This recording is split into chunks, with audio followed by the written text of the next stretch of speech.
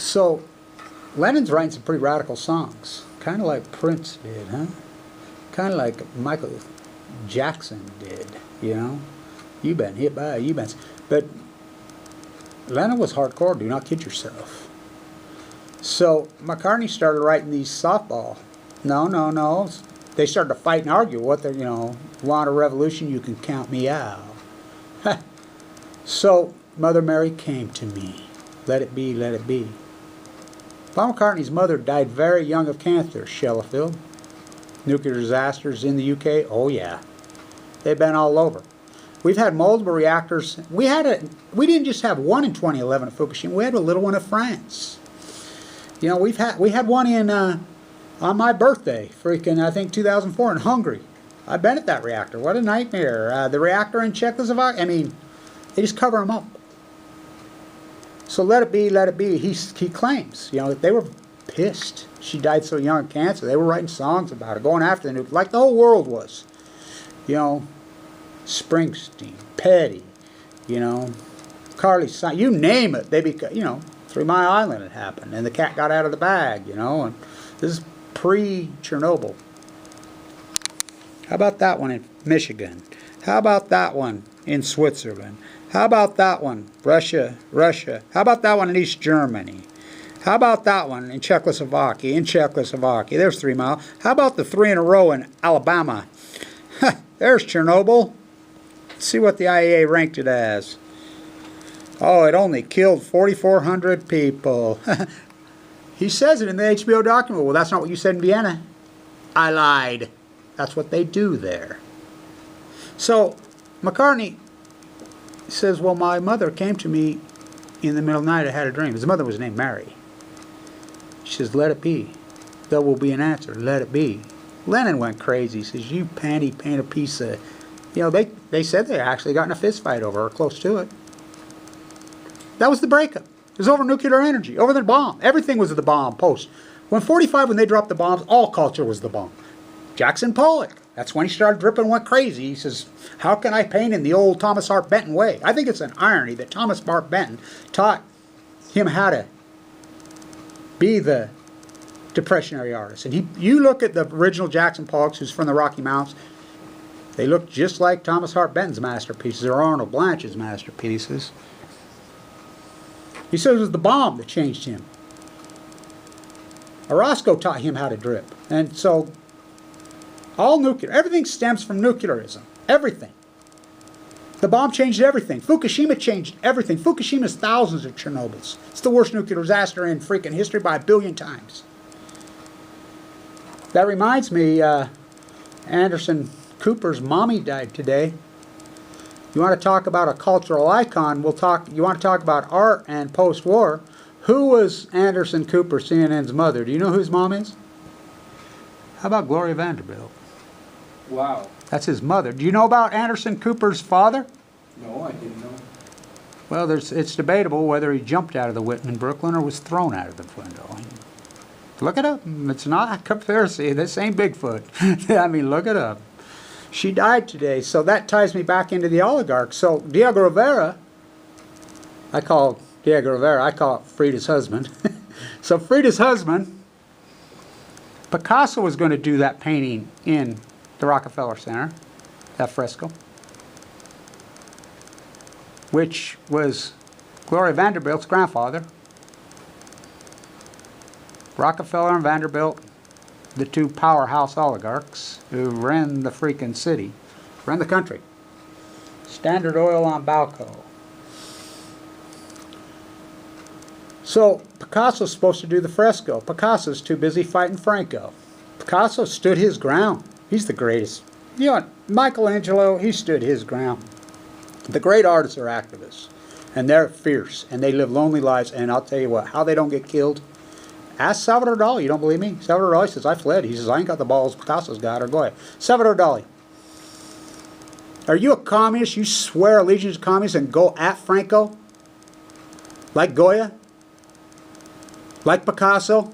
Salvador Dali in the United States. I certainly am. Not. Why do you think I fled here? I couldn't do what they do. They're going to kill him. Picasso was fearless. Fearless. I don't know how he didn't get killed. Great artists are. Fearless. Jackson Pollock was pretty damn fearless. Now remember, Jackson Pollock got invited finally into Vanderbilt's house. Do you know what he did? Of course he was drunk. Wasn't he? You know what he did? He kicked the tables over and walked over to his great big giant fireplace, and he pissed in the fireplace right in front of all of them. Oh, wow. That's a fact, Jack. So they've hired, now you got me down a rabbit hole. So they've hired Picasso to do the fresco. He's not a fresco artist. They're going to bring in plasters. He'll paint behind him. He doesn't show. He's too busy. So she goes to a show at the MoMA, which I protest at the MoMA. This is swear inch all the time. There's a show of Diego Rivera. She doesn't know he's a communist. She has no idea. Mrs. Vanderbilt and Mrs. Rockefeller with Mrs. Whitney, the whole crew of them. Mary Todd Whitney, you know, they're all together in their clique, the billionaires. Oh, we just love your work, Diego. Would you be interested? Pablo can't come. You're a fresco. We're going to put a fresco on our big, beautiful, new freaking oligarch palace. Would you be interested? Not really. Well, this is how much it pays. He got real interested then, the communist, when he got dollar signs there. And he still says, no. But then people talk to him, and he, behind the scenes, says, look, this is the way that you stick it to them. Good artists, that's what they do. That's what good artists do. They stick it to them. They don't even know they're being stuck inside the belly of the beast. A la Kevin Blanch on KWCR, Weber State. Shh. So, he does it. It stands there for a while. It's there for a year or two. Finally, a reporter, New York Times critic, I believe art critic, which those guys were the greatest in the day. That's how Warhol was discovered. That's how Pollock, all of them. It took a good New York Times critic. And that's one of the funniest things I've ever heard. That story? Yeah. It's a fantastic story. Fantastic story, yeah. And so he sticks it to him in that mural. There's pictures of it. Vanderbilt, you know, the Whitneys, all of them, which, you know, Whitney's a Vanderbilt. So he sticks it to him. That's what he did in his masterpieces. You can still see there's some in Detroit that are still there. A lot of them are torn out. San Francisco, there's a few. There were so many personalities in there. Oh, that one's, I think it's best. Yes. I think it was his best.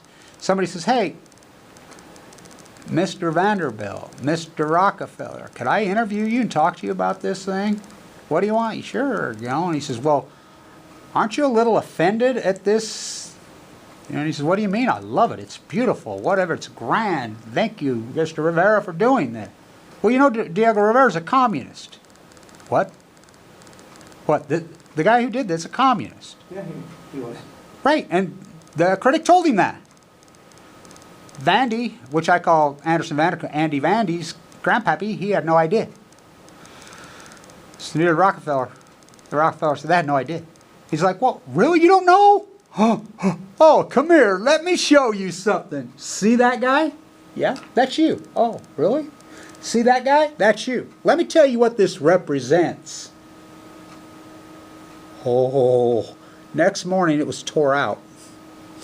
They come in with freaking, you know, hammers and chisels, and I'm a fresco artist, you know, and they took it to, and it was gone.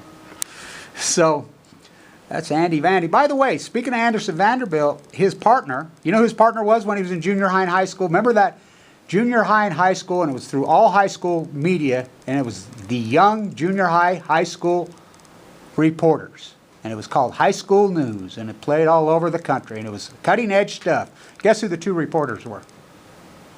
Anderson Cooper and Lisa Ling. So you can look it up. Lisa Ling, right here, right there, with her arms around me.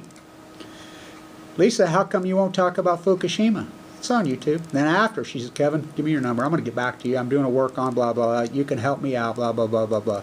So Radchick, who's another activist, she put up a site, says, countdown days till Lisa Ling gets back to Kevin Blanch on Fukushima. And she put two skeletons up there, and I think we're going on about 1,300 days. So, you know, you don't think these are, and this is just, there's no conspiracy, this ain't Bigfoot, you know, this is all real stuff. So, the art, everybody posts the bomb. Hoover himself, the great conservative, which, by the way, Hoover would be considered dead blue, crazed, radical liberal by today's standards. So I've been working on my new flag. So that's why I dress in blue from head to toe now. There you go. If you're going to be a counterculturist, be a counterculturist, because this country's dead red, corporate red. There's fire engine, freaking worship the freaking paid heroes. The militarism red. There's dead, you know, evangelical, we're going to see American Manufactured Jesus red. And then there's the Democrats' version of blood, but it's probably the worst kind, because it's passive-aggressive. Ask Nancy Pelosi. Looks at her go. You know what Nancy Pelosi said about AOC, who I know AOC personally. I knew her because she used to show up my rallies when she was a young girl in post-Fukushima. What did she say about Alexandria? This really fried me. She says, I don't know what she's talking about. She says, because she won, she's got the field. She says, a glass of water could have beat one in her district. I'm like, wait a minute. She had to win a Democratic primary. You know who she beat in the Democratic primary? The guy who would have had Nancy Pelosi's. He would have been the ranking. I think he was the second or third highest ranking Democrat in the entire Congress. She beat him in the primaries. So for her to say that is outrageous. You know, I like the puppet theater. Her and Trump act like going at it when they're on the same team. It's all corporatism. You've seen the debt lately. I mean, the debt's out of control. Neither party talks about it. I sit in front of the White House all the time, you know, because we're involved with the peace vigil there. And, you know, it's turned into political theater from hell there. There was nobody there. Now, you should see it now. Oh, God, it's paradism. Trump's got paradism. He has the Secret Service go clear across. By the way, one of the guys off of the peace vigil, our night guy, got thrown out of there by the Secret Service. Got into it with him recently. His Secret Service is a whole other brand. They come across. You should see when Pence goes out. It's like, you know, they think they're royalty. Trump's done you can look it up. Trump's got his crowd chanting that he's not going to leave after a second term. The only thing I do agree with Nancy Pelosi is he'll probably be in jail by the end of his first term. And I think what's going to put him in jail. And so my big line, I got posters, is Obama and Trump for prison. What? I call them the twinners. On the cover-up of Fukushima. They're both guilty. You know, and so post-bomb, post-nuclear, the art, that's what kills me about the art scene here. Well, anyway, this is such a hub for art. Our beautiful art building, and I take advantage of it. We got the Doyle Strong painting of it. I'm the artist. I mean, I was an art student here. Long time ago. Powerhouse art. Yeah. You got a pretty good voice, man. You may well have to record some music. Thank you. I've got a plastic fiddle and a fishing pole I play. It don't sound too pretty. Dada, what does Dada mean in Ukrainian? Yes, I'm a Dadaist. Anti-nuclear, Picasso, he was the greatest Dadaist of them all. Well, besides Elsa Plutz, you know, Max Ernst, which, by the way, Peggy Guggenheim exiled him when she threw him out. You know, Peggy Guggenheim was sexually motivated. She would have sex with all these different artists, and she funded them all. Without her, they... And Picasso was also the beginner of Cubism. Yeah, Picasso was the beginner of a lot of stuff. Yeah, but Picasso was a peace activist, was a anti-imperialist. He was a Dada. All those guys were. Yeah. Goya, how about Goya? How about my shirt I wear, my Mexican Goya, the University of Mexico? That's in honor of the young Mexican activists, environmentalists that were all murdered, by the way. That's the story we don't talk enough about here. We should talk more about those guys. Right. You're right. I mean, talk about pay a price. So the bomb changed it. Well, Fukushima changed everything. Fukushima is the worst disaster. I will quote Lake Barrett, who I know personally. Lake Barrett's running the cover-up of Fukushima. He was on 60 Minutes in November. Leslie Stahl. He says, well, where's it at? Well, the ocean's right there. Well, how long is it going to take to clean up? We don't know. This has never happened before. Remember, those are the same words that were used at Chernobyl. Chernobyl, one partial meltdown, which was bad. That movie's all that. But we had a similar accident at Idaho in 1955. We had a similar accident at Idaho in 1961. We had a very similar accident in Semi Valley in Los Angeles in when did Rocketdyne happen in 1958, or was it 59? 59. You know, speaking of music, remember when Vince Neil filed suit against Rocketdyne because his 11-year-old, he lived in the Semi Valley. Remember, his 11-year-old girl got the same disease that I have. And it killed her. And he sued, and then he backed out. Same with Stevie Nicks. She went after him on death of her best friend, Robin. A lot of people in L.A. People in that. There was a lot of counterculturists in the music scene. But what happened post Fukushima? Post Chernobyl, the anti-nuclear movement was giant up until '86. How, on the heels of this big accident that was reported in the United States, was reported in the world, how did they pivot from there? That's when the nuclear PR firm was born. Now, the other day I was talking about that, and the person I want to talk about was Woody Allen. Now, here's Woody Allen, Mia Farrow's son's up here at Weber State speaking. Roy Farrow spoke here. I call him Roy Farrow versus Kevin Blanch's bone marrow. So Woody Allen's best friend, that they grew up in Brooklyn with together, he's the guy. It's called West 10. He ran the UCLA. He's a doctor. He's the original propagandist on the PR firms. So they spent billions through the international community, through the IEA, for how do you do it? Through the art and the culture. So they went to the record companies. And the record companies took the money, drop your anti-nuclear energy, or we drop you. And they fell like flies. The last one to hold on to it was Tom Petty. You can look it up, 1989. Free falling. Want to write your name in the sky. It's a long day living in Ogden, Utah. I got 4,700 running through my yard. And I'm a bad boy because I don't even miss her. Walking down Washington Boulevard. He's the last one. This is a great story about Petty. You can look it up. I feel bad because I did a video 3 days and I have a Tom Petty poster and I have a crusade and I tore it up. And I went crazy on it. I wrote all over it. And, you know, they can all rode us anti-nuclears' backs, and then they dropped it for money. How much money you got to have? He died 3 days later. So I listened to the 911 call when Petty died. The dispatcher's calm, cool, collected. TMZ put it up, I believe. It's on the internet. And so she says, get down next to his ear. It's his wife. She's calling. You can hear someone else is in the house, a friend. It's on a Sunday night. Is he breathing? No. She says, you need to start chest compressions now. She says, so get down on him. I'll coach you through it. Get down, put your knees on both sides of his chest, get down right on top of his chest. And the last words of the 911 call, you know what they were? The phone cord won't reach.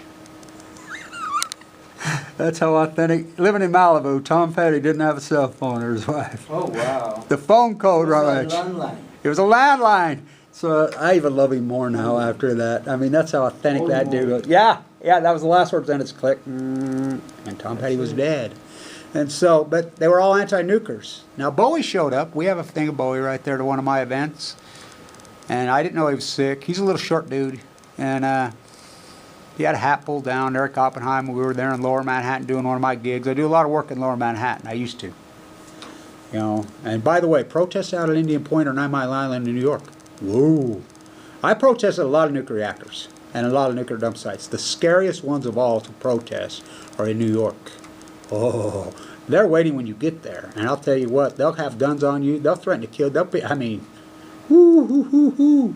You know, and it's getting that way here out of Energy Solutions. I protest a lot out there. I'm getting really nervous out there now because I've been out there trying to see what's coming in there now that the state's passed it. So this is a big story.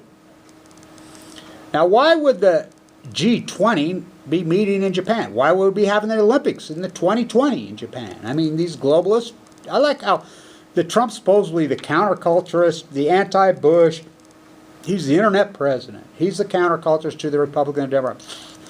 He's the most dead red corporatist in history.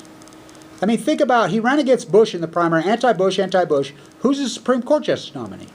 The most Bush guy there is, Kavanaugh, the guy who stole the election in 2000, which that's not opinion. You look it up. 7 people went in and recounted. Bush didn't win. Gore won. And so I hear people say all the time, say, well, would you rather have Hillary? They're still thinking Hillary Clinton. Hillary Clinton's not president. Hello. Donald Trump's president. He's fair game. Just like Obama. You know, so Kavanaugh? How about his war secretary? Who's that guy? The Bush guy? Isn't it Bremer? Isn't he? Yeah. He's beating the drums right now for Iran. That's the Bush guy. That's the Cheney guy. I thought you were against him. So is he the counter? No. Now he's a Trojan horse. He played you. He's a worse corporatist than Obama and freaking Bush. I call him the trilogy. You know, and so people are in denial about nuclear waste. They're in denial about Fukushima. They're in denial about the debt. They're dying out about housing. They're in denial about suicide. They're in denial about opiate overdoses. They're in denial about alcoholism. They're in denial of all these problems we have. And we want to talk God's, gays, guns, and we want to self-identify ourselves with our sexuality. What, so they can market you? Or our race, so they can market you? It should be like this. We don't give up what race you are. We don't care if you're black, white, brown. We don't care gay, straight, or hetero. We're all in this together. We shouldn't be grouping ourselves. We're all God's children. I don't care if you're an atheist. No divide and conquer thing. That's what they've done. No divide and conquer. Exactly. That's exactly what they've done. And it's so easy to do through, you know, the internet. Oh, yeah. They got the Patriot Act. The Patriot Act. So the nuclear accidents, so this is important. So at Fukushima, Japan, this is the third accident at Fukushima that I know of. Do you know they had a really nasty accident in Fukushima, Japan in 1998? They had another one at Fukushima in 2004. There was another really nasty accident in Japan, I believe in 2006 or 8, which killed a lot of people. I mean, it's been going on. It's just covered up.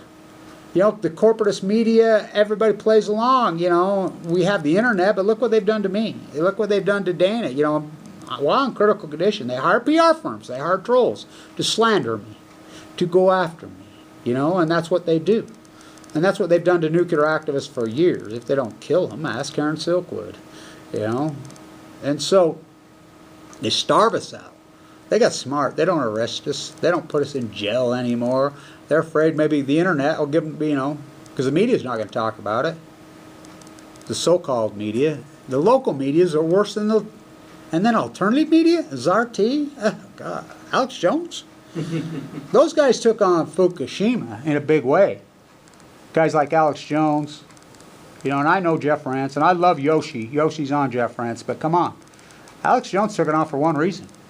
To sell survivalist stuff. That stuff costs a lot of money. Water, that's all he was up to. His God, Trump, got in, well, he's not, how come he's not talking about it now? Because he got all the money. You know, from whoever the puppet masters are of Trump. I like how Trump talks deep state. He is the deep state, or the deep state's best useful idiot. And by the way, who termed the coin useful idiot? Which, by the word, that's what I call Julian Assange the useful idiot. Because he's the one that got Trump elected. Don't kid yourself. Look what Trump's done to him. By the way, Trump does that to everybody. Lock him up. How about a guy named Manafort? Paul Manafort. How about a guy named Flynn? How about the other guy, his #1 best useful idiot? His fixer. Cohen. How many of those Trump guys that screamed, lock him up, that's what Trump's done his whole life. Trump has done nothing but use people his whole life. Remember the helicopter crash in Manhattan? That was a Mormon from Utah that was on that helicopter. You know, remember his casino? You know? That's what he does. That's what Trump does. He uses it. Now he's doing it to Kellyanne Conway. You know, now he's doing it. I mean, that's what he does. He's done it his whole life.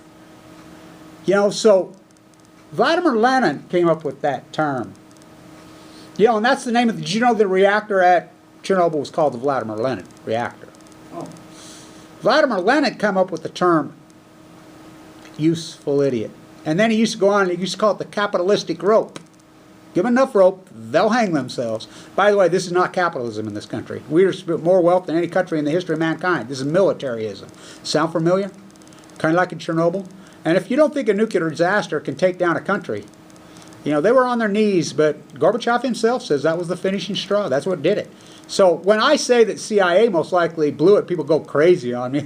You don't know nothing about the Cold War. You didn't grow up in the era I grew up in. If you grew up in the era in the United States in the 1960s or 70s, or even the 50s, or even the early 80s, you grew up in that era, you know that that's not even close to far-fetched. That's probably reality. It was win at all costs. You got to realize what this was. We grew up in this propaganda of the United States versus Russia. It was, do not kid yourself, it was wicked. You know, so that's a San Diego. Oh God, I should answer that. By the way. I should answer that. That's a San Diego guy. Go for it. Put him on air. You're on the air. You can put, Yeah, we're doing. put him on speakerphone. Yeah, I don't know how do you put this on speakerphone, Manuel? Here, put this on. You'll be on the air. We're talking about you guys in San Diego. Yeah, this is San Diego Pete. Here, try it up here. There's the thing. Is it up there on there somewhere? No. No, it's okay. Sorry. Get closer to the. All right. So you're on the air, so but we can't hear you. Too bad. I'll call you back when I get done, Pete. So that's San Diego Pete. So he's, by the way, that's quite a coincidence. We're talking about that. He's the San Diego State guy, football guy. Oh wow. Oh, he's the guy. So he'll be at the game with us, and he's a walking, talking encyclopedia on San Diego State football. Awesome. So we're going to get, like we did the Maine game, which was fantastic. Those kids from Maine were good and Cole. We'll get Cole down there, and it'll be fun. And we'll get some good. So Great experience there. lots of good And that's experience. going to be the opening game. Yeah, August 31st. August 31st, remember? And so Cats. yeah, and opening home game is the 7th here, and we have lots of. They're going to be good. I mean, I think they learned a lot from last year, overlooking Maine and getting beat. But so back to the Cold War. So anybody that grew up in the 60s and the 70s, Olympics was the marquee thing. As far as it was a big deal. And by the how good were the Olympics when we were kids? I call myself Bob Beeman Blanch, world's oldest record holder. Dead tide pool jumping, training in the La Jolla training facility. Because remember here, it was all amateur athletes in the United States, so we had the Santa Monica Track Club. We had different training facilities where there was no corporate funding. Athletes were poor. They just did it out of the love, and we had the Santa Monica Track Club.